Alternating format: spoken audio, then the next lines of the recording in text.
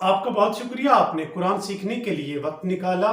آج ہم قرآن سے پوچھیں گے کہ دشمن بھلائی اور خرچ کے بارے میں ہمیں کچھ بتائے۔ شروع کرتے ہیں۔ سورہ بقرہ۔ دشمن۔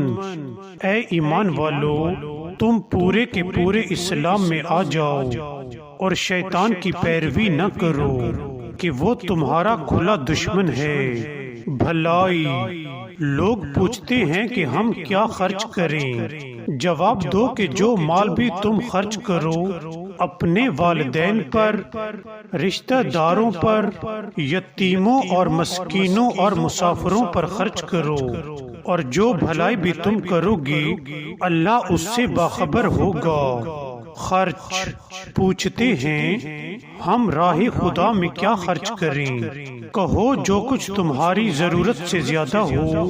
اس طرح اللہ تمہارے لیے صاف صاف احکام بیان کرتا ہے، شاید کہ تم دنیا اور آخرت دونوں کی فکر کرو۔